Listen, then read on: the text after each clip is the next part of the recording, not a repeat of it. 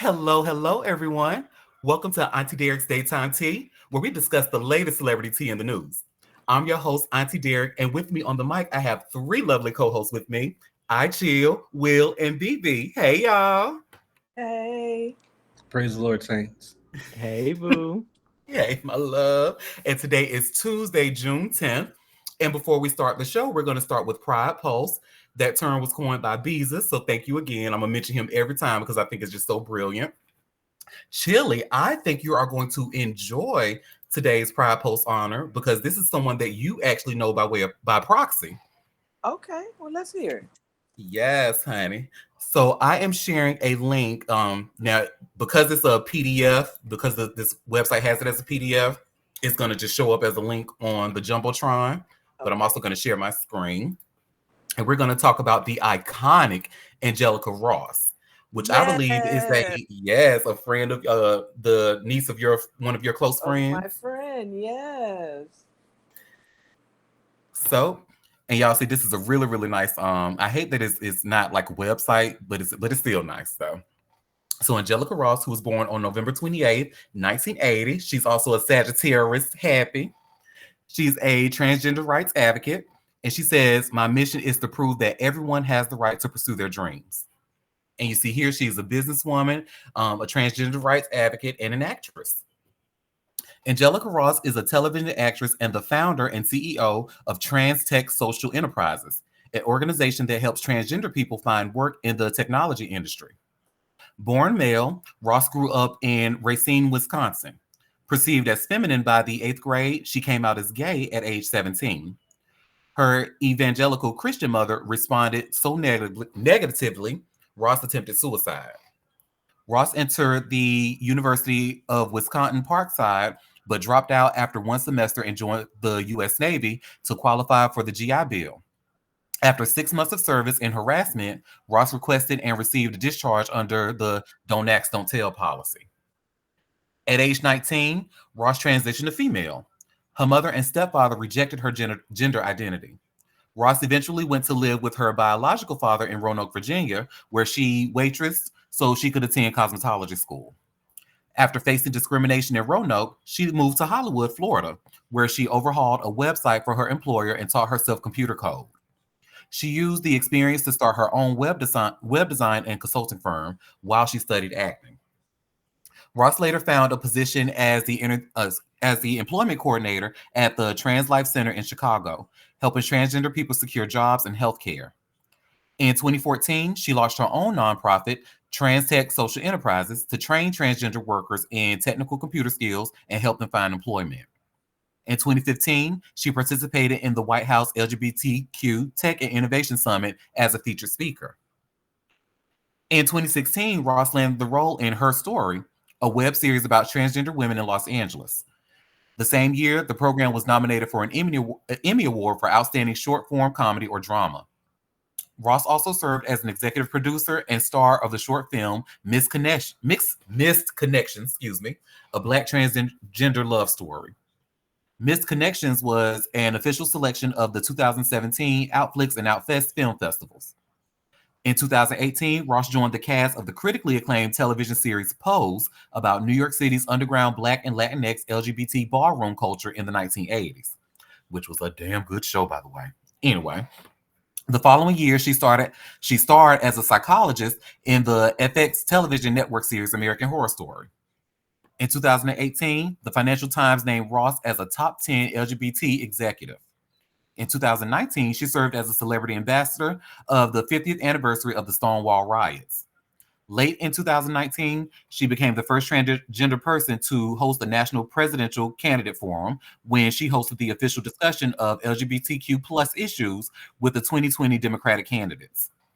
In January of 2020, the luxury brand Louis Vuitton featured Ross in its ad campaign. So my girl is just doing a whole bunch of legendary, iconic shit. First of all, not only just being a great actress, she also taught herself computer code. She done served the country. She done went to the Navy. She's trying to get the other trans girls to work and teaching them computer code. Like this is a. this is, I think Angelica is very appropriate because the bitch is an angel, clearly. So shout out to Angelica Ross and happy Pride to you, girl, and you keep up the great work. Yes, Miss Ross. I have to tell my friend we featured her niece. Yes. It looked minus Billy Porter. You a mess. Leave Billy alone. Go ahead, favorite Taurus. I'm surprised I forgot to add that she was also a prominent character on American Horror Story this season, 1984. She was on that as well. They mentioned American Horror Story. They just didn't mention the ones that she was on. Got you. Okay. Yeah, and her role. Even I wanted more of her, even though it wasn't a bad. I feel like they could have had more of her. And yes, Candy Ferocity. Excuse me. You remember this?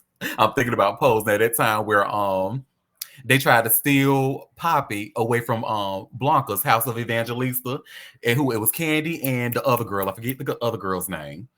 I think she's of Middle Eastern descent or something. Haley Shahar, I think that's her name. I forgot her name in the show. But she's blackity black. Oh, she's blackly black? My mistake. I'm sorry. Well, the two black girls that tried to steal little Poppy away from Blanca, and then Blanca was like, "I'm gonna work hard to get Poppy back," and then Candy turned around and said, "Well, prepare to work your fingers to the bone, bitch." that line gets me every time I rewatch the episode just to see her say that. So, well, is there anything else anyone want to add about this icon? And I'm gonna just call her Chill's friend because hell, you know her by proxy. So. Yep, I feel like I know her personally, which I don't, but yeah, I've heard a lot about her from my friend. And the character's name was Lulu. Thank you. Favorite Taurus, Lulu. So shout out to Candy and Lulu. Now I understand why it was done, but them killing Candy off was just so freaking stupid. It almost made me not want to watch after that. Well, go ahead, bro. I was going to say, if I'm not mistaken, I believe Candy's character was based off of Venus Extravaganza, like a real life person. And so Candy's story followed the life of Venus as well. And so that was unfortunately her end. She was featured in Paris is Burning.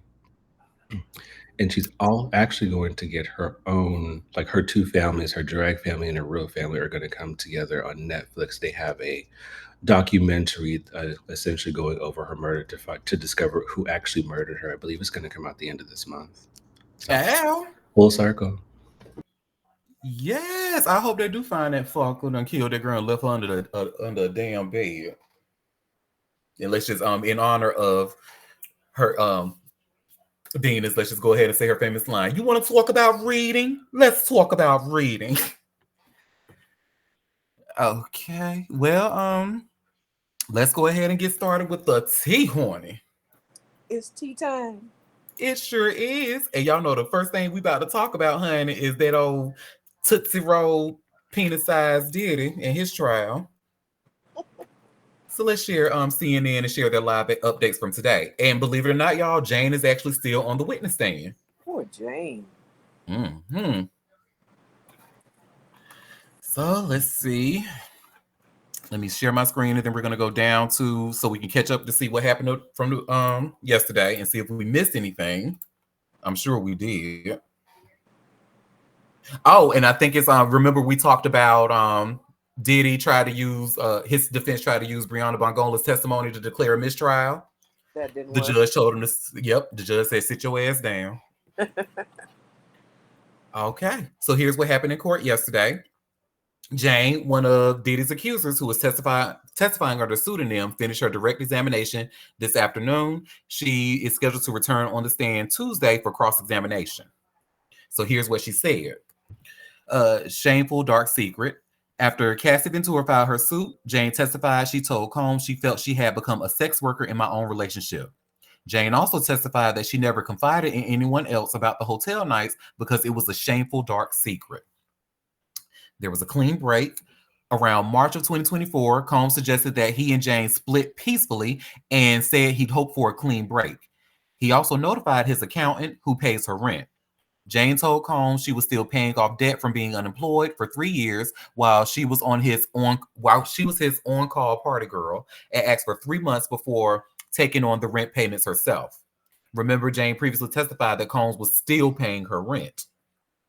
The lawyer fee.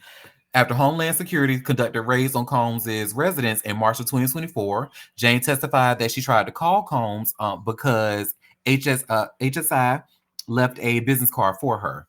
At some point after the raids, Combs hired a lawyer for James, who she testified is the same attorney representing her now, whose services Combs is still paying for. Bitch, bitch. Wow. Okay. So, surveillance video. Jane testified that she was at Combs' Miami residence the day CNN released the Intercontinental Hotel surveillance video showing Combs assaulting Cassie Ventura. She and Combs didn't discuss the video in those first days, Jane said, but she never heard him deny it was him in that video. Jane testified that she consulted with Combs about the apology video after he later released. There was a terrible day. Jane testified about a fight with Combs after she confronted him about being with another woman on a trip. She said she pushed Combs' head into a marble counter and threw candles at him, but did not see any marks. Jane said Combs then kicked her and picked me up in a chokehold and choked me. She said the fight escalated physically after that. Oh my, so they were fighting. And is this coercion? After the physical altercation, Jane testified that Combs instructed her to put on makeup to cover her injuries and take an ecstasy pill because he had invited an entertainer over. Oh my God. After you beat Jane, her ass. after he beat her ass and choked her out, honey. Oh, child. Jane said she told him, "I don't want to," but Combs got close to her face and said, "Is this coercion?" She testified that she eventually had sex with the entertainer while Combs watched.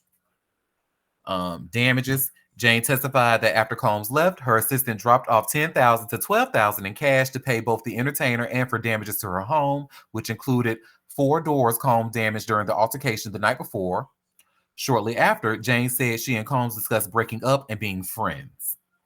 And then continued communications. Jane testified that she and Combs continued to communicate up until his arrest. She said that the last time she saw Combs in person was at his Miami home in August of 2024. When we were together, we were just in our same routine, having sex and everything, she said, adding that entertainers were involved. Jane also testified that she appeared before a grand jury for this case in November 2024, pursuant to a subpoena. When asked how she felt about Combs today, Jane said, "I just pray for his continued healing. I pray for peace for him." Mm-mm. So she was subpoenaed. She was indeed. Mm-hmm. Let's say, do I have time to go out and get hit by a bus?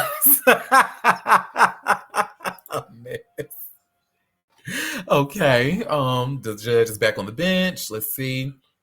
I just went over that. The judge denies motion for a mistrial. Let's see. Judge denies prosecutor's request to recall expert witness for more testimony. Okay, so they tried to call back the psychologist, Dr. Don Hughes, and the judge said no. So he told the prosecutor to sit their asses down as well. Okay. Defense further explains mistrial motion. We don't really care. Jane is back on the stand. Jane's acknowledged that she met the defense team but stopped speaking to it in April. So kicking off the cross-examination of Jane, defense attorney Tenny Garagos established with her that they've met several times. Jane, one of Diddy's accusers who was using a pseudonym and dated Combs from 2021 to 2024, also acknowledged that she stopped speaking to the defense in April, just before the trial. And she hasn't felt pressured by the defense.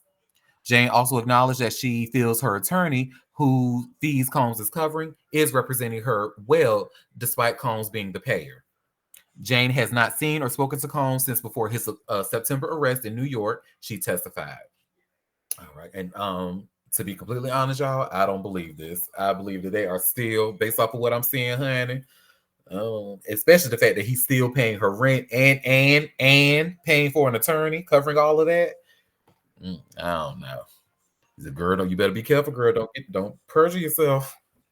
Anyway, next update.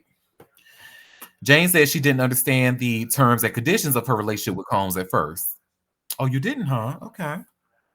So defense attorney Tina Garagos asked Jane if she regretted a lot of the choices she made throughout her relationship with Diddy. I resent him for leading me to the lifestyle he led me to, Jane testified. Garagos suggested that Jane chose to participate in that lifestyle. My choices were made under a lot of emotional pressure, she said. Jane said she was hooked from the beginning of their relationship, but she didn't understand the terms and conditions of what our relationship would be like. Okay, girl. Hmm. He was my baby, Jane says. She resents introduction to this lifestyle, but still loves Combs. Mm-mm. Jane testified under cross examination that she resents the way that Diddy went about introducing me to this lifestyle that was built under a lot of emotional manipulation and pressure. But she also said she still loves him. Defense attorney Garagos took Jane through the routine after a hotel night that Jane previously described on direct examination. A hotel night Jane has previously described were sexual encounters that generally included a male entertainer. Jane said she's very naturally nurturing and loved to take care of Combs after a hotel night.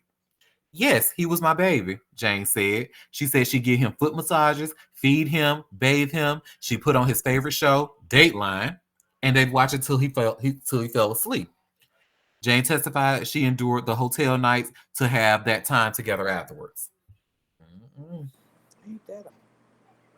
She did all the work, all the screwing and sweating and pumping, but he gets foot massages.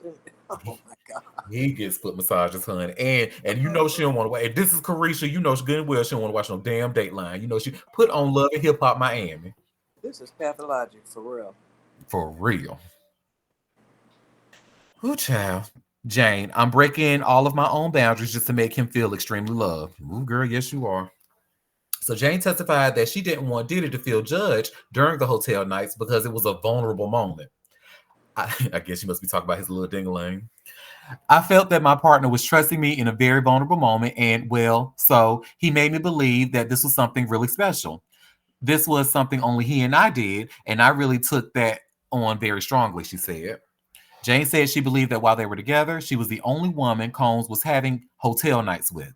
She said she would go through messages on his phone to make sure. Jane testified that she left loved at the time because we experienced these things together and because they were really special to him. Um, and as time went on, it was very conflicting for me internally because I'm breaking all of my own boundaries just to make him feel extremely loved, she added. Ooh, child, a tale that's old as time, honey. How many women don't feel like they don't broke their boundaries and ignore their own red flags just to make a man feel happy? Hell, women and gays, honey. Anyway, what's the next update? Sexual encounters with or without entertainers often involve role play with Combs, Jane says when asked. Role play, you say? Mm-mm. Defense attorney Tina Garrigo suggested that Jane chose to take ecstasy during a hotel night because it made her feel uninhibited and allowed her to play into Diddy's fantasies for several hours. Jane said, "My choice to take the ecstasy. Um, I would say Mr. Combs would offer me the ecstasy and expect me to take it." When asked, Jane said sexual encounters with or without entertainers usually involve role play with Combs. During a hotel night, Combs often directed her to play into a cheating fantasy with the entertainer, she testified. She said, Sean left town, and I'm home alone with me and whomever. And I'm sneaking in this entertainer, and it's just me and this entertainer fantasy about Sean is on a plane, and I couldn't wait to get this entertainer all alone. When asked, Jane confirmed Combs was aroused by giving directions to her and an entertainer during a hotel night. Yep. So yep, we know he's a cuck already. So I'm not surprised. I don't know if y'all are. Not at all. Okay. Jane said she'd willingly get back together with Combs after times they stopped talking. See, and this is why I don't believe they anyway. Defense attorney Tina Garrigos returned to some of the times Jane and Diddy would get into arguments and stop talking. We would get back because we missed each other, Jane testified. Jane confirmed that she wanted to be with Combs. So you would get back together with him on your own volition? Garagos asked. Yes, Jane responded. Combs would uplift me, Jane said when asked to say what she loved about him. So Tina Garagos asked Jane to talk about the things she loved about Diddy. Jane said Diddy beamed a very bright light when she met him and said, I was fascinated by him. Jane also testified Diddy, who she said is very motivating and encouraging, helped her be less shy and more confident. He would uplift me, Jane said. Jane also confirmed that Diddy supported her dress and swimwear fashion lines. He invested about $20,000 in her dress line, she said. Oh, hints. Okay, so who does Young Miami have a swimwear and a dress line? We'll look through that later. Okay, what's the next update? Jane said she felt like she only met 10% of her earning potential when dating Combs. So Jane confirmed that Diddy sent her money throughout their relationship, and most of the time she didn't ask for it. Defense attorney Tina Garagos asked if the total amount Combs wired her was more than $150,000. I never really counted, but I would assume, yeah, that would be close, Jane said. Jane said that when she met Combs in 2020, she was making money from Instagram influencing and also receiving $4,700 per month in child support. Once she was with Combs, she said she couldn't devote time to influencing and felt like she only met 10% of her earning potential during that relationship. Mm-mm. So, influencer, we know Young Miami was an influencer. Mm-mm. Yep. City Girls dropped new icon swim collection. That was an article from May of 2021. Mm-mm. There you go. The next update, Jane and Combs didn't want any hotel nights information to leak. She says, well, I would imagine so. Jane testified that when she moved into the new home in April 2023, she thought that if we got a new home that was to Diddy's taste level, then we could just start at least doing hotel nights here in the privacy of our own home. Jane confirmed that she and Combs did not want anything about the hotel nights to leak. She confirmed that it was important that the public didn't know anything about the hotel nights and that Combs' employees didn't know anything about the entertainers. Defense attorney Tina Garagos asked if they had done any hotel nights at Jane's previous apartment, and she confirmed that they had. Remember, Jane, who dated Combs from 2021 to 2024, testified last week that as part of a love contract she entered into with him in 2023, Combs agreed to give her $10,000 monthly that she used on rent on a new home. She moved into the rented house in April of 2023, and Combs still pays for the rent, she testified. I know that's right, girl. Yep. She I has mean, I a hate dress you had to line go through. too. I hate she had to go through this, honey, but shit, get that rent paid, girl. Okay, so jury hears loving audio messages between Combs and Jane sent after Turks and Caicos trip. So defense attorney Tina Garagos showed the jury text messages and audio messages between Jane and Diddy from March of 2023, right after the Turks and Caicos trip. She previously testified that during that trip, Combs sprung an entertainer and a hotel night on her, prompting an argument that threw things off between them for days. The two traded loving text messages and voice messages about how much fun they had. In Combs' voice note, he said he loved her. Combs also mentioned Jane's contract on the audio recording when Jane testified was a reference to the love contract they just brokered, which led Combs to renting a $10,000 per month home for her. The jury heard an upbeat recorded response Jane sent Combs telling him that she had so much fun on the trip and she loved him and felt closer to him. She said on the recording, everything just feels good and I'm so happy. Jane testified she did have fun with Combs and was expressing that she loved the time with him, excluding the time they spent with the entertainers. I mean, yeah, I mean, I don't know why that's so hard, but I mean, I get the defense attorneys are just trying to, cause reasonable doubt. They doing their jobs. So Combs used rent money kind of as a little tool, Jane says. Well, duh. Jane confirmed that when she moved into her rented home in April of 2023, Diddy paid $40,000 up front to cover the security deposit and the rent for the first month and the last month. Defense attorney Tina Garagos pointed out that the landlord already possessed several months of rent payments in case Combs ever decided to stop paying the rent. Garagos suggested that Combs indicated that he was also open to paying three more months of Jane's rent when they were about to break up. Garagos asked Jane if she ever believed Combs would stop paying her rent. There were some times that I definitely felt that he would do that, Jane said. And if he and he used it kind of as a little tool. The rent was always like a little reminder. And a reminder, Jane, who dated Combs, testified. Oh, we already just read it. We don't need to read it again. Okay. Next update, Combs talked earlier of polyamorous dating, but I wanted him to be mine, Jane said. Okay. Describing a time when Jane still was getting to know Diddy, she testified she was with him in Miami before he bought her a pair of shoes, a Bottega Veneta bag, and a bracelet. During that trip, he explained to her that he led a polyamorous dating lifestyle. Jane said she didn't mind at first because they were getting to know each other, but it became difficult once she had deeper feelings for Combs. I was feeling my man, and I wanted him to be mine. She said. I bet she probably said, "I was feeling my man, and I wanted him to be mine." She said. Jane also said she felt there was an imbalance in the treatment she got from Combs in comparison to how he treated his other girlfriends. Hmm. So Jane said, I didn't sign up to date a man that was in a public relationship. Oh, okay, then never mind. Maybe it's not Carisha.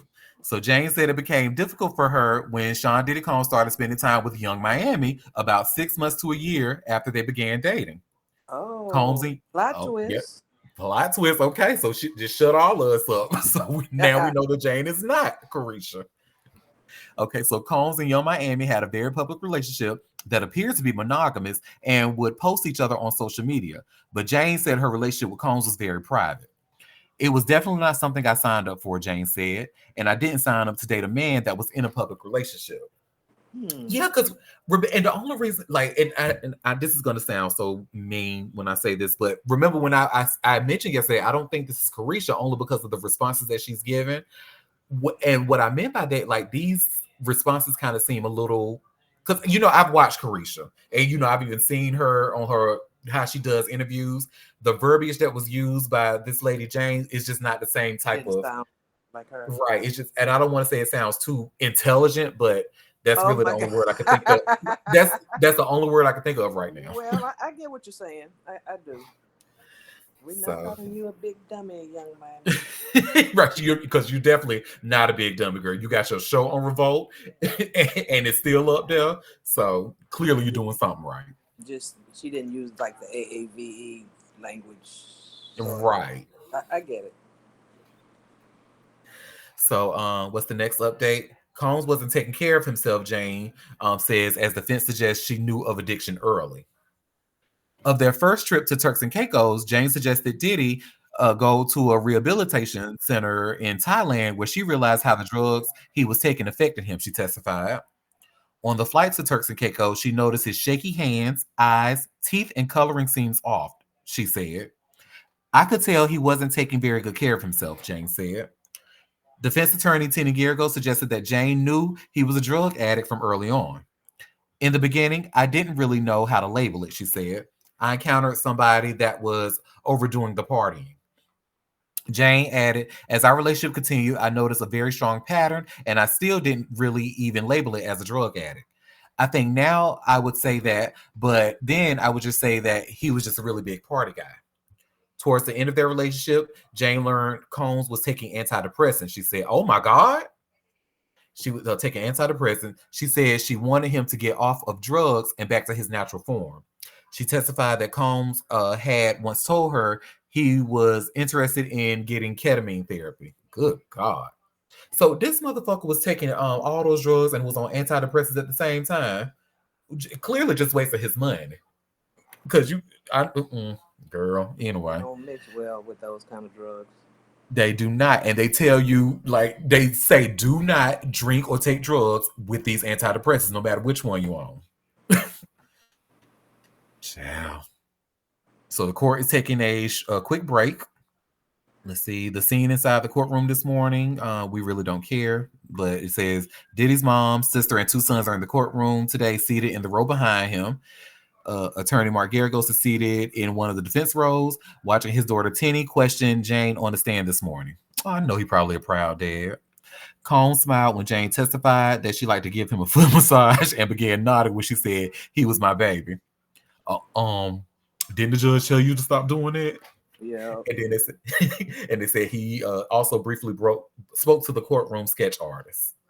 I noticed his Okay. daughters never came back, Right. Yeah. which I'm happy about. Same here. So Jane is back on the stand after a break.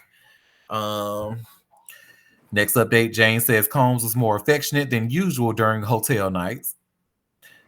So defense attorney Tina Garrigo suggested that Jane told prosecutors that she enjoyed just about every minute with Combs during hotel nights. During hotel nights, the portion of me and him, yes, I love that part, Jane responded. She testified that they would have some alone time for about 30 minutes to an hour before the entertainer came and after they left, and that she enjoyed when the two of them would just make love. Jane confirmed that Combs gave her the attention and affection she wanted during hotel nights. He's the most affectionate during these nights, she testified, adding that he wasn't generally that affectionate. Jane confirmed that red lights and baby oil were not exclusively used for hotel nights. Combs used them in his private residence for their other sexual encounters as well. He said, she said, excuse me. Why he Okay. had to be so greasy? I blame that ebony porn because you notice how if you put on any type of an ebony porn clip, honey, all the motherfuckers is just greased up, honey, They and shine. fucking up their sheets. I just don't understand. So, I think Will has a comment. go ahead, favorite tourist. This is the absolute worst quote unquote anonymous witness ever. Just come out and say it to you, Carisha. We know we like the broken sentences. I feel dumber by the second as Auntie is reading this because I know it's connected to her. And it's just we get it. We trust me. And plus, if you do the numbers, $50,000 wasn't she like bragging that Diddy gave her like a $50,000 a month allowance or some shit like that? Mm-hmm. Did she try to throw us off with that? That young Miami, Yeah, possibly. I don't know. It's Anyway, we and backed it down. and side note, ebony porn. What is that, Auntie? I feel like it's a money laundering scheme for baby oil people that own baby oil. Because clearly, honey, It's the scheme that Todd set up. Got it. pretty much. Uh-huh. Ass is just big old ass is just greased up, honey. I don't know why Will acting like he doesn't know what that is. Chill, I'm saved. I don't know what you're talking about. And the next update, Jane was okay with hotel night video recordings, she says in cross-examination.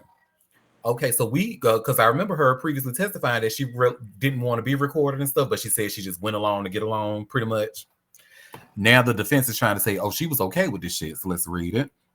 Jane confirmed that she was okay with the hotel nights being filmed and that Diddy told her the videos were just for the two of them. You put on a good show for him in these videos because you knew he would watch them back, defense attorney Tina Garrigos asked. Yes, Jane responded. Garrigo suggested that Jane liked watching the videos back with Combs, but Jane said she just accepted that. I did not like that part, but it was just part of the relationship, Jane said. Jane says there were rare occasions where the hotel nights ended early. Oh, I guess that Tootsie Roll couldn't stay on. Anyway, the judge confirmed that there were a few occasions when Diddy ended a hotel night early when she vocalized that she wanted to stop. She testified that there were a few rare occasions when Combs agreed to dismiss an entertainer when she wasn't attracted to or comfortable with them, but only after she tried to have sexual interactions with the men for a period of time. Defense attorney Tina Garrigos tried to suggest that Combs readily agreed to dismiss the men when she wasn't comfortable, but Jane pushed back that she had to endure sexual interactions with the men first. Okay, I know that's right, girl. Make that shit clear. Like, yeah, y'all trying to make him seem like he was just so kind of understanding that I could have stopped at what time I wanted to, but no, he made me do some of the do first. I had to do it, and then once he saw I was uncomfortable from that shit, then that's when he acted like he wanted to have a heart. When he wasn't turned on. When he wasn't turned on, exactly. So defense attorney asked about Combs' reaction to Jane crying after 2 hotel nights. Defense attorney Tina Garrigos revisited 2 occasions in which Jane testified she cried after a hotel night. On one occasion, at the beginning of her relationship with Diddy, Jane cried when Combs was going to leave her soon after a hotel night, she testified. When asked, Jane confirmed that when she asked Combs to stay with her to comfort her, he rearranged his plans so that he could. On another occasion, towards the middle of their relationship, Jane recalled, she cried in the shower with Combs after a hotel night. Garagos asked Jane to confirm that Combs was high on ecstasy at the time. Jane confirmed Combs said he was too high to see her cry and said, "You're going to ruin my high." Good God. Wow. Good God. Y'all, and I just want, and y'all know I'm not laughing at this lady. But I just want to make it clear. I'm just like, because this shit is just so egregious that all I can do is laugh. Like, is Hammy in the chat picking on my accent, baby? Oh, shut up, how? So let's see the next update. And this was actually just 2 minutes ago. Jane's testimony is critical to the sex trafficking allegations, legal analyst says. Well, we know that, so I don't think we really need to read that. And let's see if there's any updates. Let me refresh. Okay, so it looks like that is the latest update. So of course, I will keep you all informed with so tomorrow we'll catch up on what the rest of the day talks about with the trial and what they talk about tomorrow. So that was a lot. I know we probably all need to take a deep breath, honey. Does anybody want to add anything, child? Uh, I can't. Go ahead, BB. Right. Death. Death to all of them. I'll say it every day until you stop covering this. And I mean it. I want them out of here. That's just ridiculous. But you Like, know what? This is not it even gets a rich worse. thing that rich people could do. This, to me, I mean, if you knew the debauchery that goes on with people who have money, this really isn't that the worst. It's bad. Oh, Don't get me no. wrong, but this is just the lifestyle of the rich and famous. Yes. And we know every time these things come out, it's it's shocking, right? And we all like, oh my gosh, wow, wow, wow, wow, wow. Yeah. But this is just so disheartening. Like, every day you read a story, I'm just like, oh my gosh. Like, do I have time to run out and get hit by a bus? That's a Golden Girls reference. It's But sad. it's like, my God. And it just goes to show you how when people can hold things over your head, we become slaves to that. And Money. all of a sudden, right, money talks, unfortunately. And when people can hold it over your head, they exploit you and you lose all morals. I don't care who you are. We all like to say, I wouldn't. Until you're in that situation, it's ridiculous. So I don't really have nothing else to add, but I can't wait till this shit is over and he's sentenced to hell. Um, but I do hope that more people are exposed. Like, this is just not okay. Yeah, because we haven't even gotten to the white parties and the people other Mhm. than Diddy who, or the entertainers Hmm. he paid who did it willingly.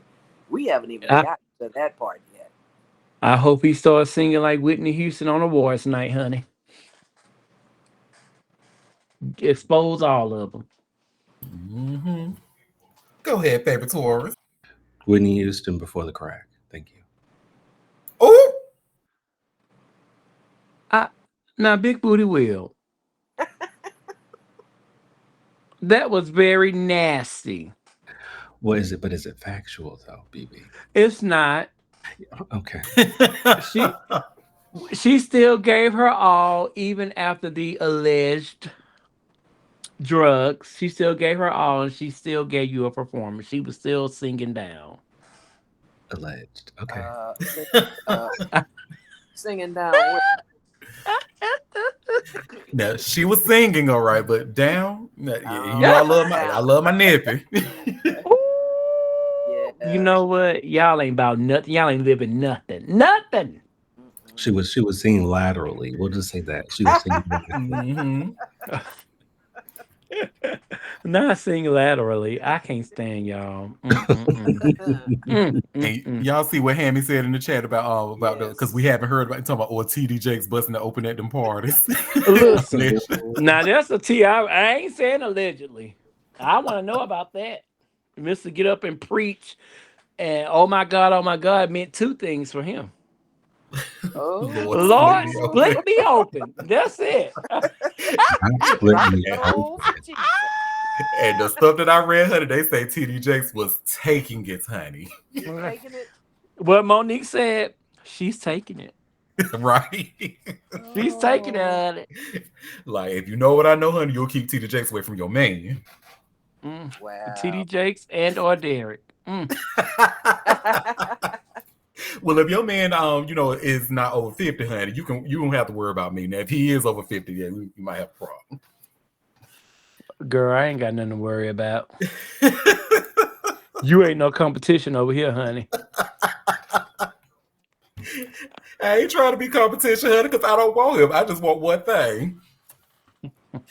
I gotta get into this meeting. I'll cuss you off for that later.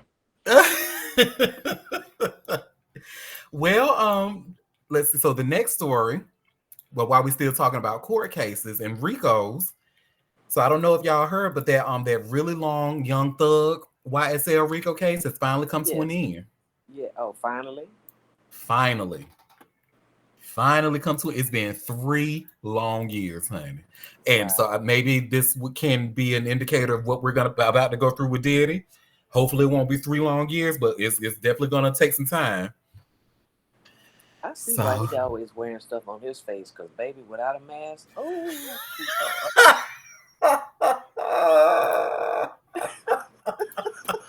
Go ahead, favorite Taurus. So, Chill, what you're saying is he looks like a COVID infection? Oh, COVID that has turned into pneumonia on both sides. And y'all remember that video he had in the studio, honey? It was a bottom sitting beside him, honey, with just a thugged out bottom, honey, waving his gun and stuff. I said, you know what? That's like looking in the mirror. Anyway. I just like, baby, yes, they keep wearing the masks. That's all I can say. And you see how Mariah the Scientist is going crazy. I mean, she stood by his ass this whole girl. Hey, I'm not here to yuck anybody else's yum. Well, it's all kinds of women out there. She a better woman than me is all I got to say. Mm-hmm. So, over 3 years ago, Young Thug, Gunna, and other YSL Collective affiliates received an Atlanta indictment on gang charges and went to prison. But as of Monday, June 9th, the sprawling, controversial, and grueling court process has finally come to a close. Per a Billboard report, this is because the last co-defendant in the case, Christian Eppinger, has entered an Alford plea. The Fulton County Court wanted to start a trial for him on Monday, June 9th, on accusations of attempted murder for allegedly firing a gun at an Atlanta police officer in 2022. Instead, the plea deal means that Eppinger is maintaining his innocence while accepting the consequences of a guilty plea. The court reportedly sentenced him to 40 years in prison after this Alford plea entry. With that, all 28 co-defendants in the Young Thug and YSL RICO trial have all wrapped up that legal situation. Prosecutors accused the collective of alleged violent gang activity in Atlanta over the course of multiple years. Thugger left jail around Halloween last year in October following the judge's probation sentence. Fulton County District Attorney Fannie Willis faced a lot of backlash for a lack of murder convictions in this case despite their staunch legal pursuit. But at the end of the day, she doesn't regret how Young Thug and YSL's RICO trial developed. My message to taxpayers is, it was an amazing outcome, Willis reportedly told Atlanta's 11 Alive. We had 19 convictions and the community is safer. And go look at the statistics. Crime is down. So what do I say to taxpayers? I say my constituents who just reelected me with the 68% of the vote, say I'm doing an amazing job. We are making sure this community is safe. Crime here is lower than in most places in the United States. I think we're like number 3, and it's because of the efforts I've led against gangs. I'm going to continue to rely on it because it works. It's effective, and it tells jurors the full story. She added about RICO statutes and anti-racketeering laws. We made sure that we got the resolutions we wanted. If they're unhappy with sentencing, they should elect other judges. Willis remarked concerning Young Thug and YSL's fate. All right, girl. Well, there you have it. It's all over now. And because of that Alfred plea, Mr. Eppinger got to spend 40 years in jail. So even though he still says he's innocent. Oh, not he looks like chlamydia. Oh my God. Y'all are terrible. Well, Young Thug, honey, I know you like to shoot and have motherfuckers murder, so I didn't say you look any of the sort. I think you are a fine, upstanding gentleman. And I hope you are having a great day, King. Because we want no smoke here at Auntie Dare's Daytime Tea. Well, y'all, that was that on that. Does anybody want to add anything about the person y'all say look like chlamydia before we go to the next story?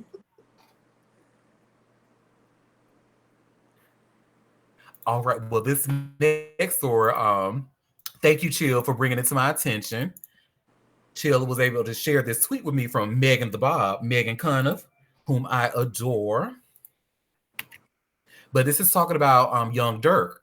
Remember, we talked before about how he and his father are pretty much going on a campaign trying to get him bailed out of jail. They said, nope, you keep your ass up in there, sir, because they don't trust him. So let me just share my screen and we can look at the tweet together. Okay, so y'all see where it says the judge has rejected Lil Durk in his rejected bail for Lil Durk in his murder for hire case. He said, release with a proposal can ensure Durk won't commit crimes. The emotional statement at the bail hearing of the murder victim's mother is best understood as an expression of the common sense conclusion. So y'all see where she took the screenshot, said the application is denied, honey. So Big Durk, I guess... hey, Big Durk doing what he's supposed to do. He's trying to take up for his son or whatever, but looks like Durk will still be staying in jail because of that hit that he tried to place on Quando Rondo that inadvertently got Lil Pab killed. Yeah, so that's that on that. That's all you can do. Mm-hmm. Well, does anybody want to add anything about Durk before we go to the next story?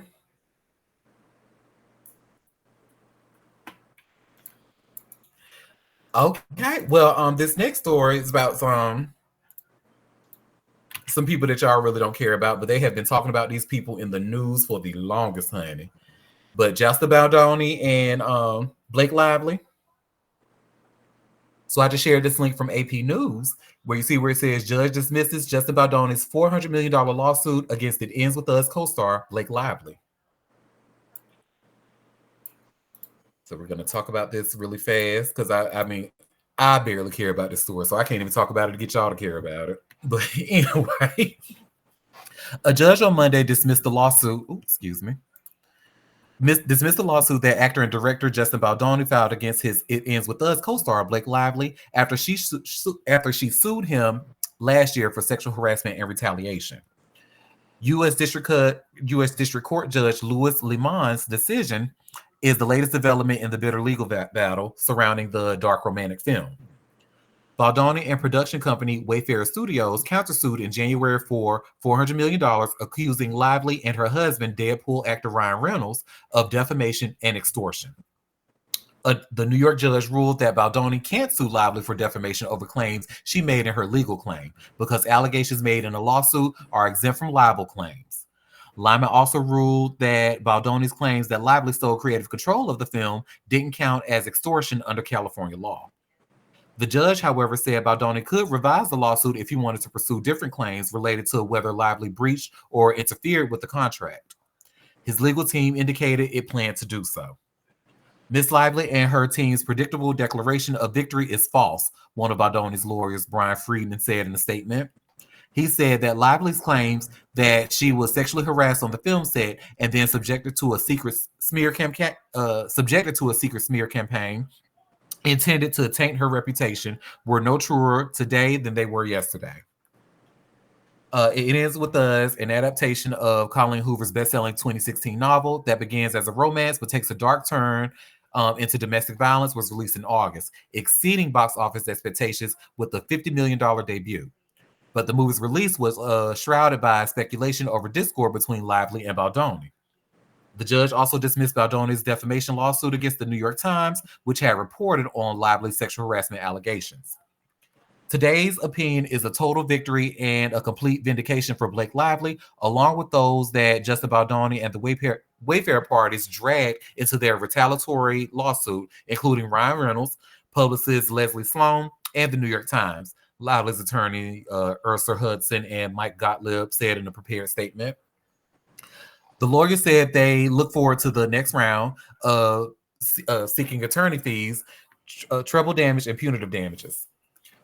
The spokesperson for the New York Times said that they were grateful for the court for seeing the lawsuit for what it was, a meritless attempt to stifle honest reporting. Our journalists went out and covered carefully and fairly a story of public importance, and the court recognized that the law is designed to protect just that sort of journalism, Charlie Statlander said in an emailed statement. Lively appeared in 2000 film The Sisterhood of the Traveling Pants and the TV series Gossip Girl from 2007 to 2012, before starring in films including The Town and The Shallows. Baldoni starred in the TV comedy Jane the Virgin, directed the 2019 film 5 Feet Apart, and wrote Man Enough, a book challenging traditional notions of masculinity. I wonder what he wrote in that book, honey. Because clearly. Anyway. Did the movie come out already, or? Oh, what, it ends with us? Yeah. It did, and it apparently did really well. Did it? Okay. And people seem to have enjoyed it. I remember Ty was in here talking about it, and she said she enjoyed watching it because she read the book as well. Okay. So yeah. So it was pretty much like when the movie came out, people weren't really even talking about the movie. They were talking about this lawsuit. Well, it's kind of ironic. The title, It Ends With Us. So Wake it up. Nothing for you, everything for me. Okay. But does anybody want to add anything to this before we go to the next story?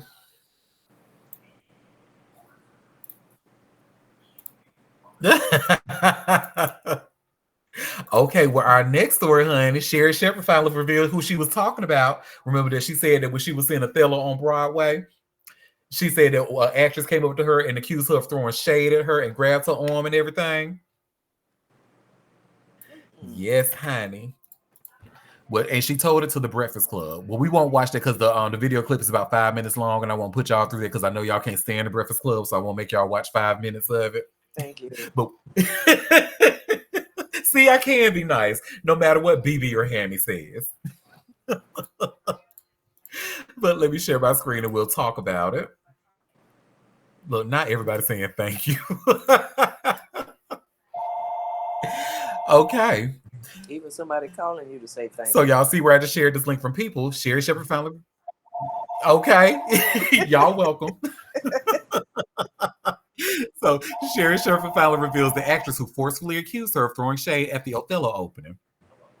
So Sherry Shepherd is spilling the tea about her alleged uncomfortable encounter at the premiere of Othello on Broadway.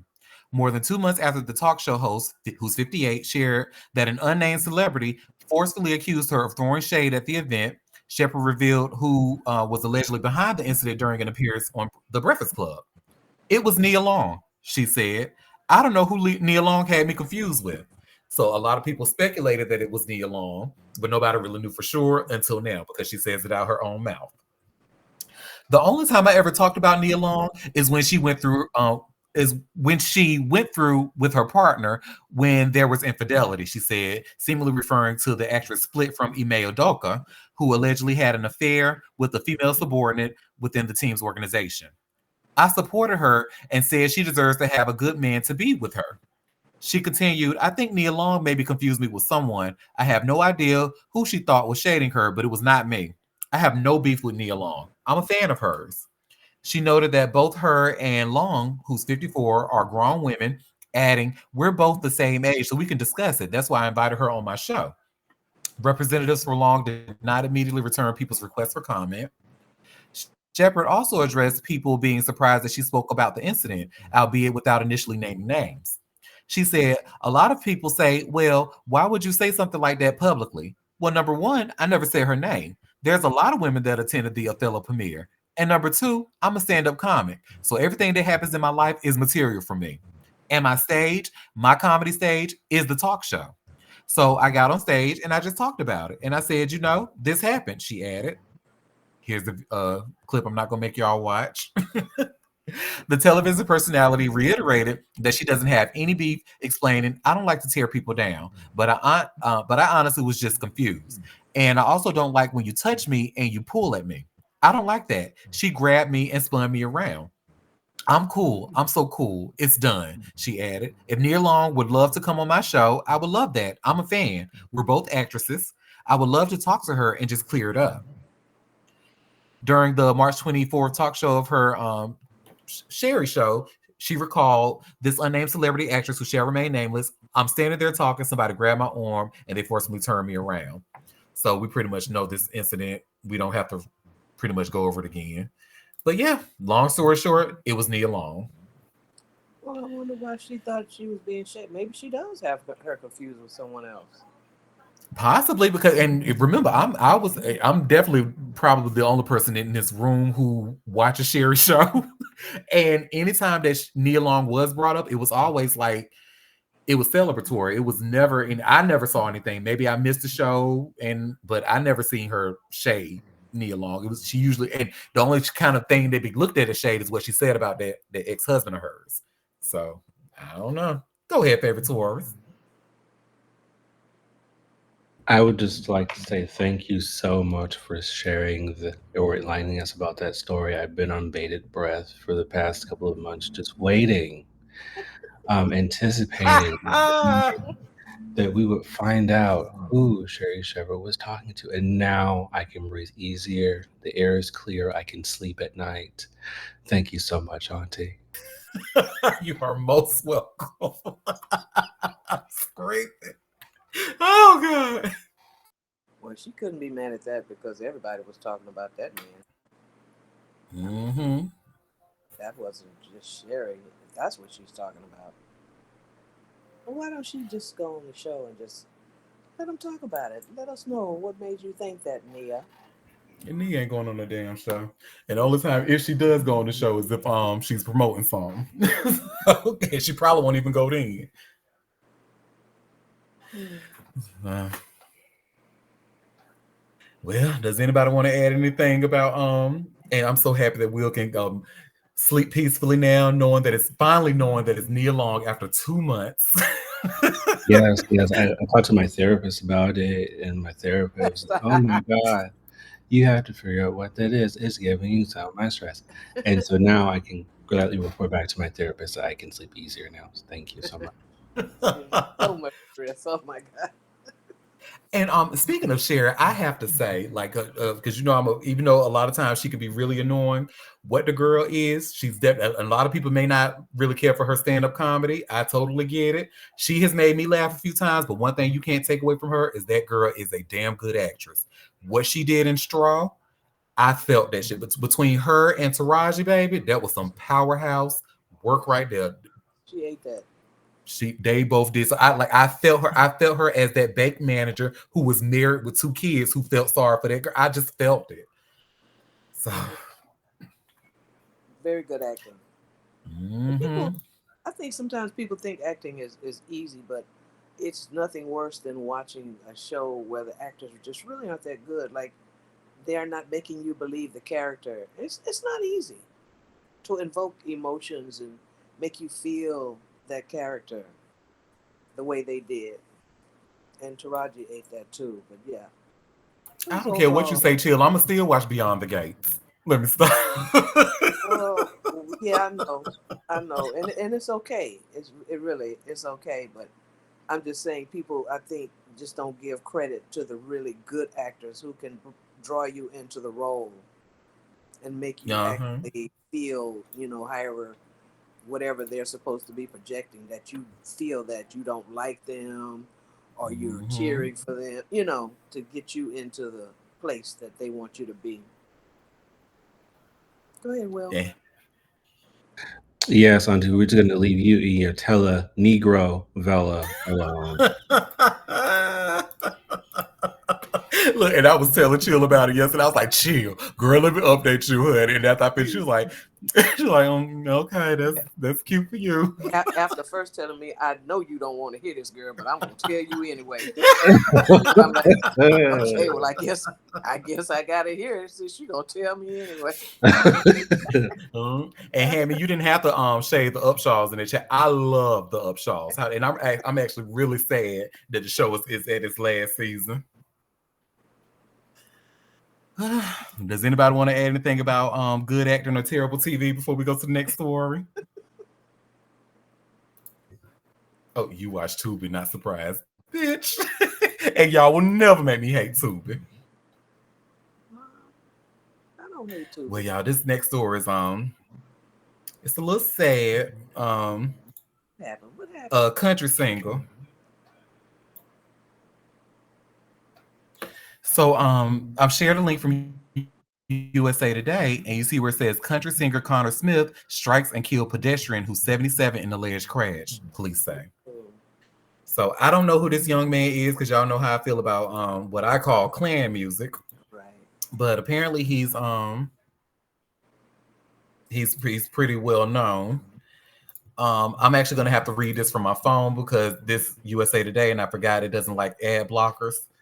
So give me 1 second. Let me pull this up from my phone.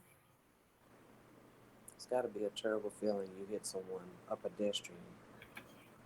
Mm-hmm. Die. I agree. So, country music performer Connor Smith was the driver in a fatal crash involving a pedestrian in Nashville Sunday evening, police said. Dorothy Dobbins, who's 77, was crossing the street at a crosswalk when she was struck. The preliminary investigation indicates that a Chevrolet Silverado pickup truck driven by Connor Smith, who's 24, was traveling north on the 3rd Avenue North as Dobbins was crossing the roadway. The Metropolitan Nashville Police Department said in a news release. Police said Dobbins appeared to be inside a marked crosswalk when she was struck around 7:30 p.m. on June 8th. Police added the crash's preliminary, I don't know why this word is beating my ass today, preliminary, contributing factor appears to be Smith failing to yield the right way of the pedestrian. Smith showed no signs of impairment. There are no charges at present as the investigation continues. I bet. Complexion for the protection, especially in Nashville. Anyway, Dobbins, who lived nearby, was transported to Vanderbilt University Medical Center where she died, the news release said. Smith's attorney, Ward G. Robertson, issued a statement to the Nashville Tennessean, part of the USA Today network. Mr. Smith was involved in a car accident that tragically claimed a life. His heart goes out to Miss Dobbins' family during this incredibly difficult time. Mr. Smith continues to cooperate fully with the ongoing investigation. Look, to be killed when you're almost at the finish line, I'd be pissed at the pearly gates. Exactly. And you know what pisses me off about this? So clearly he wasn't like, pedestrians clearly have the right of way. He didn't stop and ended up hitting her with his damn truck. She was inside of the crosswalk. And now they don't want, and no charges have been filed. Are you fucking kidding me? Anyway. Attention. And he's driving one of those big ass trucks. He probably didn't even see her. Exactly. Go ahead, favorite tourist.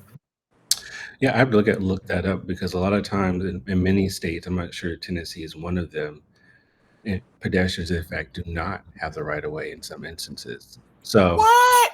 Yeah, and I'm as surprised as you are, but yeah, in some states that is not the case. So I'm not sure if Tennessee is one of those states that would work that, which is why he hasn't gotten any charges against him. But I have to look into that. But yeah, that's definitely a real thing.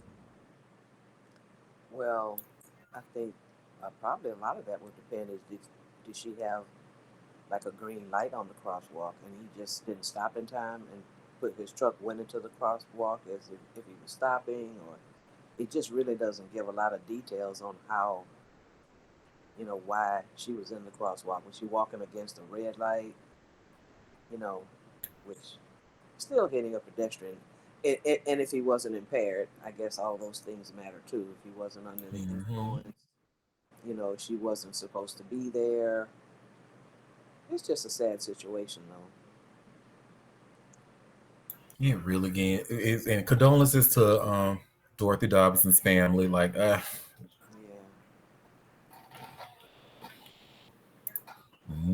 well, does anybody want to add anything before we go to the now? The next story is not as not as sad. I promise. Look. So the next story, honey, is Swiss Beats is clapping back at people who are saying that he and Timbaland sold out verses. He did. He did. But anyway, I just shared this link from Hot New Hip Hop. Swiss Beats clapped back at a fan claiming he and Timbaland sold out verses. And there are some video clips that we're going to watch in this. I'm going to read the first part first. So Swiss Beats and Timbaland had to address fans again about the claims selling out their popular brand Versus. During a live stream, including the two super producers, Jay-Z engineer Young Guru and media personality 19 Keys, Swiss refuted and refuted sold out remarks. Let's go down and look at the video. That, oh, you sold some? That means sold out. No, we sold in. We sold in. You understand? We don't sell out. I ain't never sell out in a day in my life. Sell out for what? Who we really are. Tim is really Tim. I'm really me. Y'all really y'all. Sell out for who? It ain't enough money to sell out. My kids look at me every day with respect.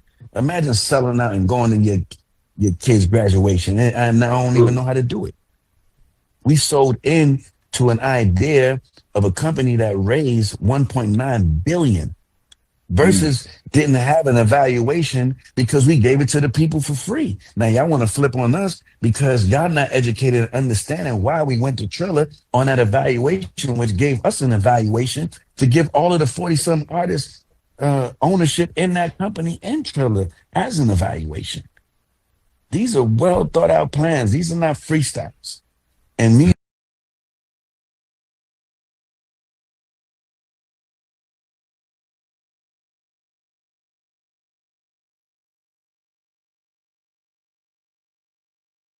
expect them to understand what we're doing. And so that's the only thing that I would critique is that we could have communicated this a little better, Tim, to the people, because that's a hell of an announcement. When I seen the people hit me, I'm like, God damn, I ain't speaking to Tim about this. I ain't, Tim is me. He is on. Courtney ain't tell you. I would have gave him a couple of different things to go about it. I'm surprised Courtney ain't call you. Nah, I respect you.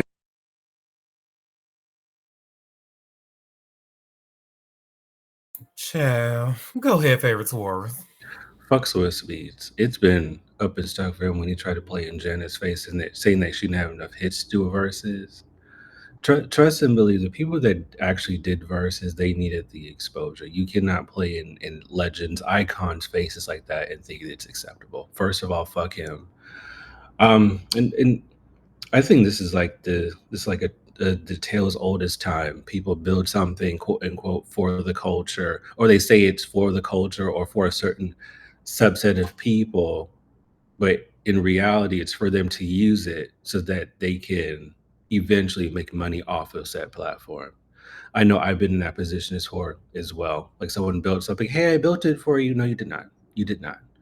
And so I just wish they were a little bit more honest with their intentions from the start with the verses, because naturally these people have been in the music industry for 30 plus years. Ain't no way on God's green earth they're quote unquote giving anything away for free.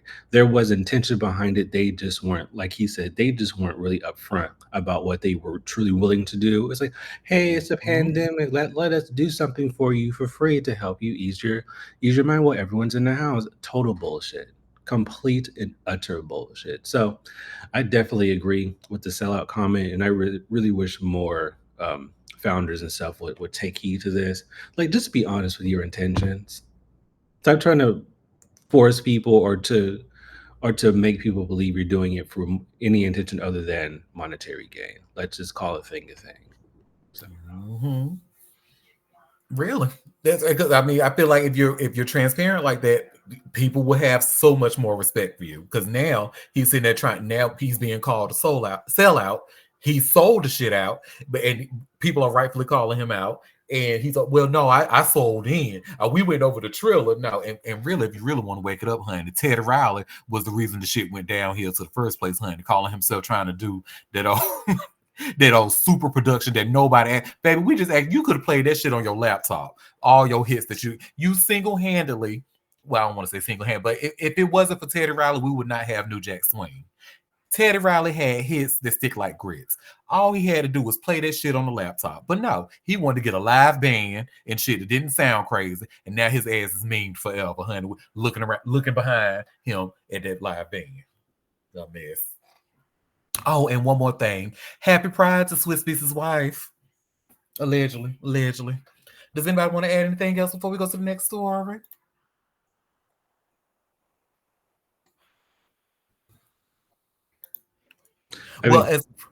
Sorry. One more thing. Like I can understand how he's taking this stance, because if we want to wake it all the way up, like this is the most success he's ever had in his career ever, including the stuff that he's quote unquote produced. So I can kind of understand why he decided to move the way that he does, because he's never seen this type of visibility in his career. So good for him. Yeah.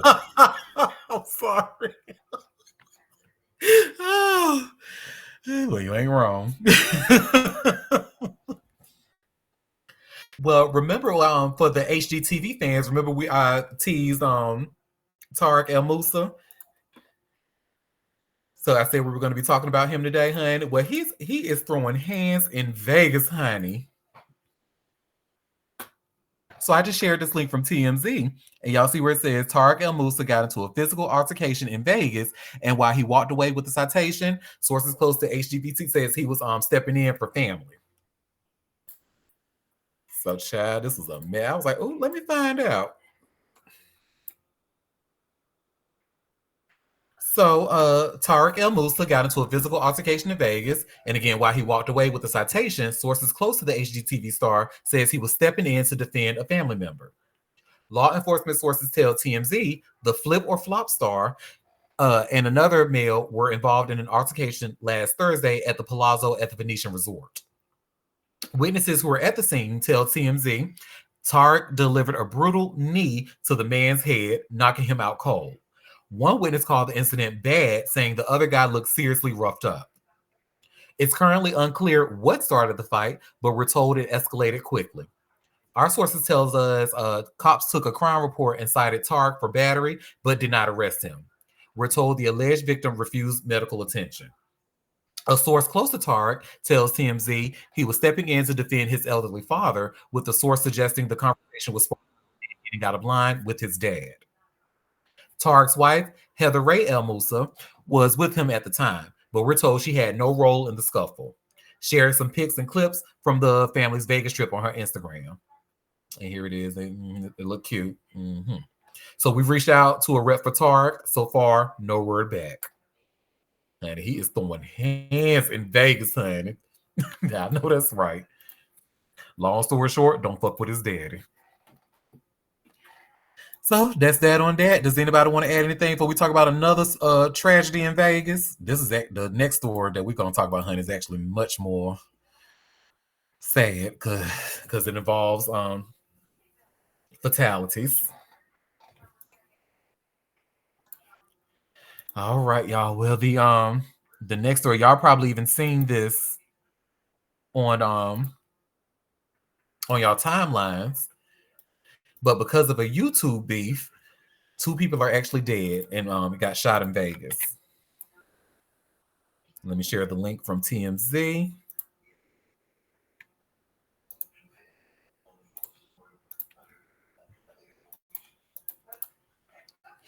So y'all see where it says here, a Las Vegas Strip, 2 shot dead on live stream outside of the Bellagio, and the suspect turns himself in. So the suspect turning himself in was just the latest update, but we'll talk about that after I read the initial story. So the famous Las Vegas Strip turned into a double murder scene Sunday after a gunman went on a rampage, fatally shooting 2 people in front of a crowd of stunned tourists. Even more shocking, the shooting was live streamed on a YouTube channel as the violence was unfolding on the sidewalk outside the Bellagio Hotel. Check out the video. It starts with tourists calmly walking up and down the strip with a man in the foreground laughing into the camera. And there's the video. We don't have because it was crazy. All of a sudden, the laughter melts away as the man turns and sees something, then dashes off. Another man suddenly appears pointing a gun at someone off screen, presumably the person who just ran away, and fires several shots. As everyone ducks for cover, one terrified woman screams, "Are you fucking kidding me?" The Las Vegas Metropolitan Police Department said 2 people were shot and pronounced dead at the scene after officers provided medical aid, but couldn't save them. A video shows cops working on one of the victims lying on the street. Police believe the victims were acquainted with the suspect and beefing over social media before the shooting went down. Investigators are now searching for the perpetrator. So initially he was at large. They didn't know where his ass was at after he done killed them 2 people. But we learned that he turned himself in. It says Las Vegas detectives identified Manuel Ruiz as the suspect. Ruiz walked into a Henderson police station and turned himself in on June 9th of 2025. He was taken into custody and will be booked into the Clark County Detention Center for 2 counts of open murder with a deadly weapon. Just crazy. So from what I understand, just long story short, this stemmed from because the one who shot the person, they had his channel was at risk of being taken down because of copyright strikes or something like that. And the person who he shot was purposely putting copyright strikes on his video or reporting the video so it could have copyright strikes. They kept saying stuff back and forth to each other. And then there was even a video of dude with the gun riding around Vegas. Somebody said, I don't went to every casino looking at you. One of my biggest fans is talking about he want to see me or whatever. So it just looks senseless and stupid. And I just hate 2 people had to die because of it. Go ahead, favorite tourist. That's definitely true, Auntie. And but the one thing that I don't like to victim shame, just point out any blind spots, just to put that out there. The one thing that I really, really found to be distasteful from the person that is now deceased is that he did a live stream where he was essentially poking fun at the person who ended up killing him, saying that he had mental issues and this, that, and the third, and just talking really big, bad, and bold. And my thing is, if you even perceive someone to having mental issues and you live or you travel in the same vicinity as that person, what makes you think that they wouldn't act on that? If anything, you would not provoke them so that they would lash out or act in a way that would provoke whatever perceived issues you think that they have. Which is why I'm so adamant about like not diagnosing people where you don't have the adequate credentials to do so.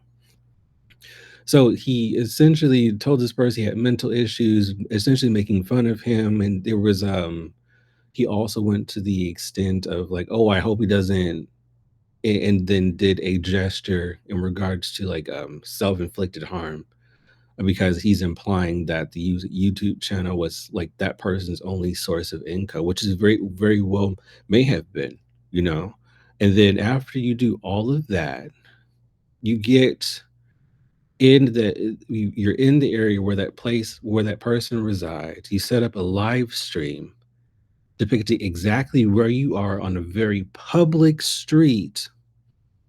And then be surprised when something happens to you. That was very premeditated because naturally that person has been looking for him.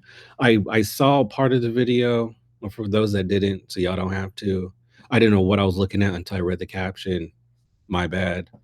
You see the person actively looking for them, but act like they're walking by,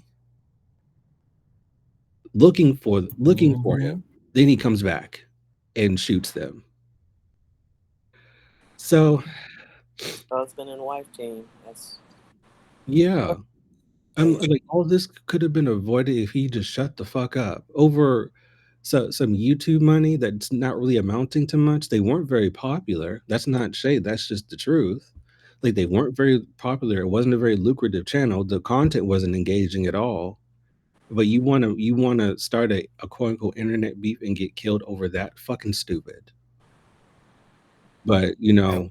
they still Mhm. have families. So at the same time, multiple things can be true at once. But I hope that the family is able to grieve peacefully and find some sort of resolution. Naturally, we all saw. Well, not we all, but folks. Well, I'll say this: it was captured on video.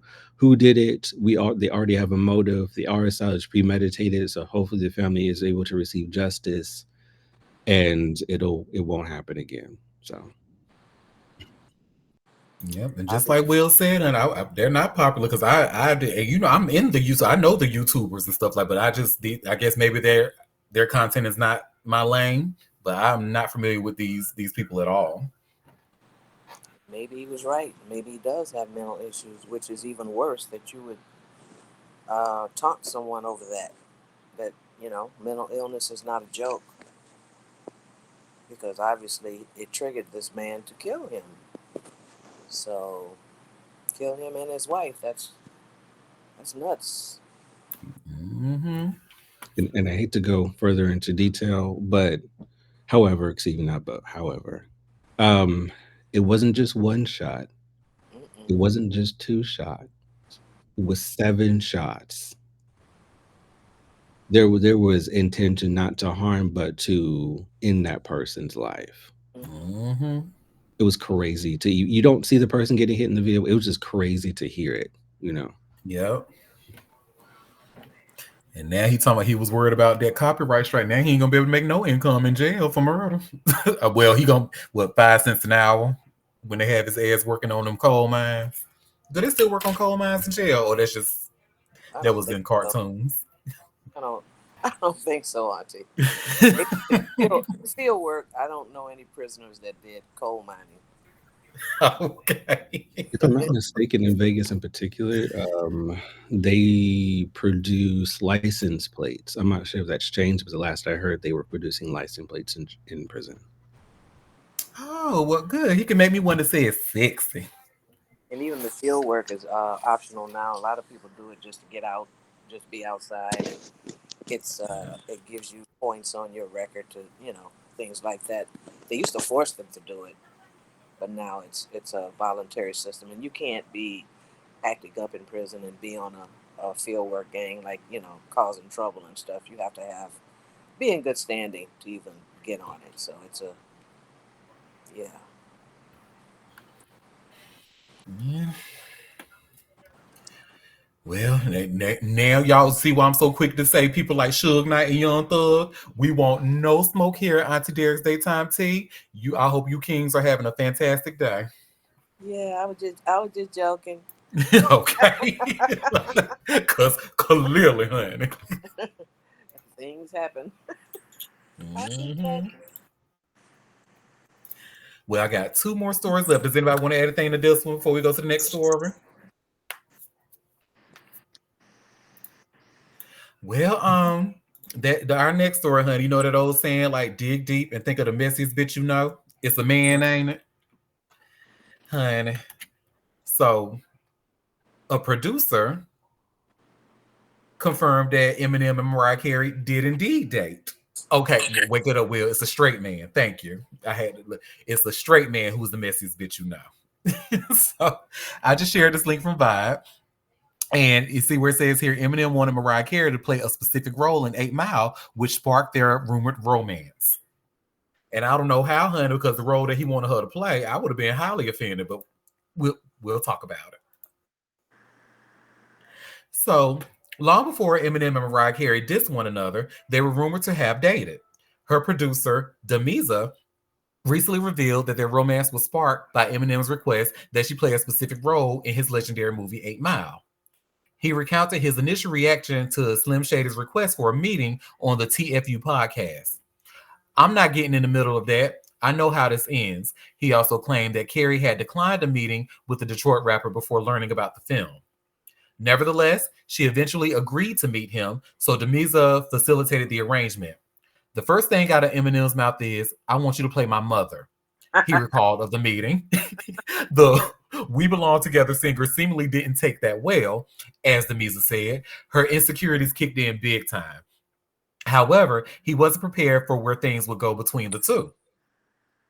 So Demisa told the TFU podcast that the professional meeting was the catalyst for their long rumored romantic relationship, with Mariah Carey being the one doing the courting. It was her chasing him, not him chasing her, he said. Next thing I know, we're at Eminem's home and they disappear. The second they went into his room, literally, I was like, I'm going back to LA. There's no point of me being here. It went from business to fucking. This was an interesting revelation, as Carey ended up not appearing in 8 Mile and has also denied the two ever being romantically involved. Eminem, however, wouldn't let her deceive the people. His 2009 track, The Warning, was a response to her song Obsessed, which many believe was targeted at him. Well, duh. Anyway, wow, Mariah didn't expect you to go balls out. Bitch, shut the fuck up before I put all them phone calls out. You made to my house when you was wilding out before Nick, when you was on my dick, and give you something to smile about, he rapped.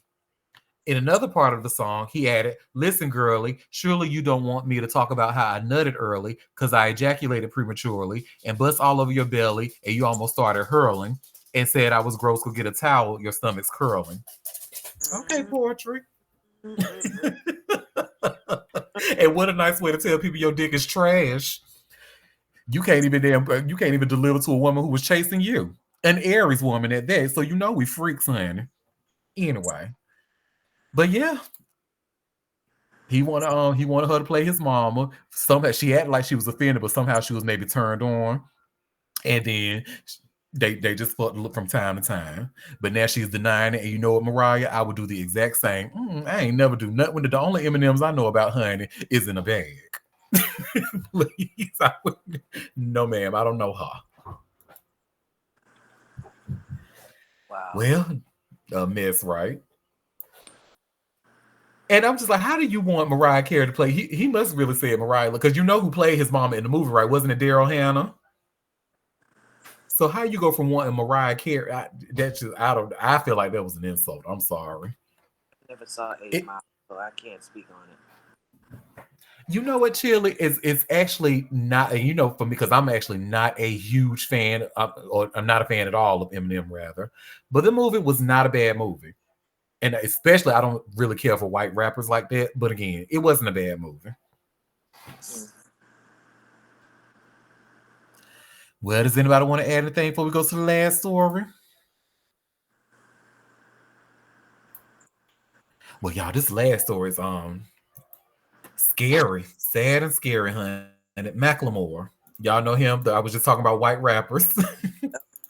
Well, his home, while he was over there performing in Ireland, honey, his home was invaded and his nanny got sprayed with bear mace. Oh, wow. Ain't that crazy? So I'm sharing this link from TMZ. And y'all see where it says home invasion at Macklemore's Seattle house. Nanny bear mace while kids in bed. Jesus.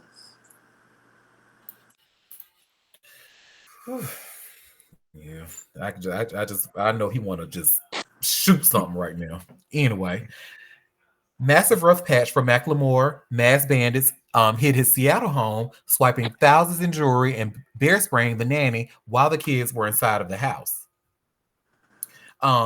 They say, check out this dramatic doorbell footage. The nanny, shaken and desperate, banged on the neighbor's door, seeking refuge. After two men wearing black outfits, vests, and face masks broke into the home very early Saturday morning through a patio door. The nanny reportedly told the intruders to spray her in the face with bear mace and demanded to know where the jewelry were kept. Where the jewels were kept, She said that one of the men yelled at her, "Where are the jewels, bitch?" According to the Seattle Times, the nanny said one intruder looked scared after spraying her and said the man helped her clean her eyes. She reportedly led the duo to a bedroom where they snagged thousands of dollars worth of jewelry, watches, and shoes. The men took her phone and threw her to the ground, with one of them putting a boot on her neck. The nanny told police she then bit one of the thieves and ran out of the house, knocking on several neighbors' doors before someone let her in to call the police. Macklemore's 3 children were inside the house at the time. She had them put to bed before the break in. Family members later showed up after the police responded, and the kids were safely removed. Police confirmed the nanny escaped without serious injuries, but the intruders had already vanished by the time they showed up. The burglars were caught on video fleeing, according to the police. No guns were mentioned in the police report. As for Macklemore, he was far from the chaos, rocking out in Ireland while his 2.1 million Seattle pad was under siege. Crazy, honey. Now I didn't watch the video, so let me see what the ring footage looks like. Help, please!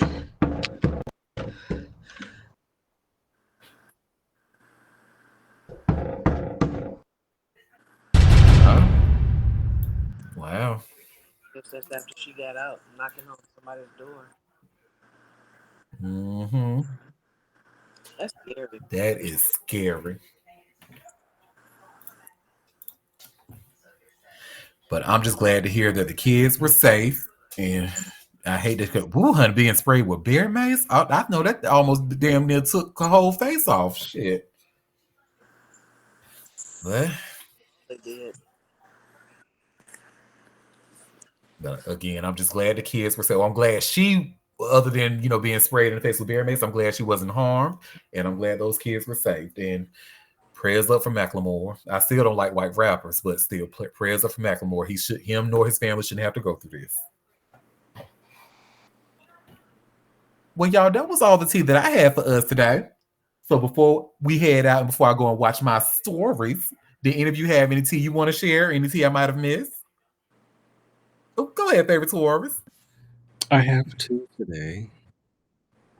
Yes. First is in reference. Oops, sorry, excuse me. Hold on. It first is in reference to Diddy.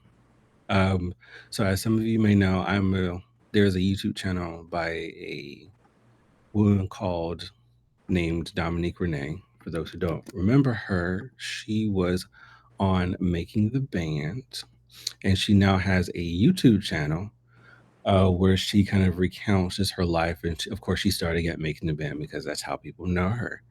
And so, in between these episodes of her sharing her story, which has been very interesting, she brings in previous contestants to interview as well. As of yet, the contestants that she's interviewed were not individuals who actually made the band, but they were contestants like semifinalists and so on and so forth. The last episode that she had, she brought on, some of you remember from Making the Band season 3, Making the Band 3 season 1, by the name of Malika. Yeah. And so you won't be saying yes after I say this, Auntie. You're gonna be very disappointed. And yeah, and so she brings her on the show. Malika talks about her history as a performer, how she auditioned for Making the Band 2, so the band she didn't make it. She tried again for Making the Band 3. She made it on after making some adjustments. And so the interview goes into, of course, it talks about the Diddy trial. And I was very shocked at Malika's stance in regards to Diddy. First off, she started out by, I'm praying for him, blah, blah, blah, blah, blah. And then she went into essentially victim blaming the people that have accused Diddy of harming them. And she even went on to say, oh, I would never do that. And they have a responsibility. Da, da, da, da, da. So, what? Yeah. So I put it in the Jumbotron. It's not the full interview because it's like an hour long. But there is a clip where they start discussing that, and essentially, for further context, both Dominique and Malika are mothers. Dominique is 38 years old, and Malika is a decade older than Dominique. And while I'm very disappointed at Malika's stance, it calls into awareness, like the difference in perspective when it comes to personal agency between the generations. So it's a very interesting conversation to witness, just to see the two different mindsets from two different, like Gen X to millennials and so on and so forth. So it might trigger some people, but it's a very interesting interview to watch. And I believe the clip is like maybe a minute long. But essentially, it gets into the gist of both of their stances as it relates to Diddy and what he's been accused of, or what we've already witnessed. I'll just say that. No, allegedly. So, Well, shit, if it's only a minute long, I could play. Do you mind me playing a clip before we go to your last piece of tea? Auntie, it's your show. Go for it. But you the one with things to do, honey. Oh, But go for it. Go for it. give me 1 sec. Let me share the screen. I want to see this, honey. Malika, what are you? I was rooting for you, girl. Okay, let's let this load. Oh, for some reason it's not. I think I just clicked youtube.com and not this video. Let me try this.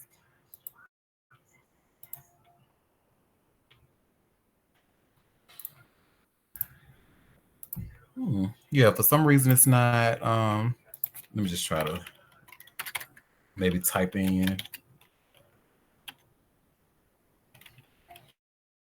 Maybe search for the video myself, because for some reason it's not. When I click the link to open it in YouTube, it's just taking me to YouTube's homepage. Let's see. I put the link in the chat. See if that works. Okay. Let me do that.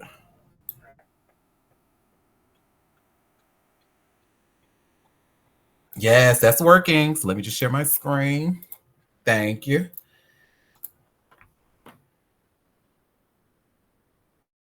Let's let that load.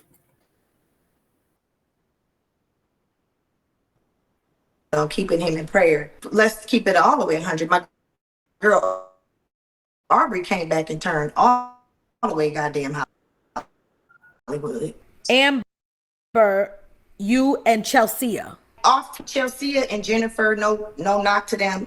They wasn't making the band. They didn't have that star quality. I heard you say a couple minutes ago that you are keeping Diddy in your prayers.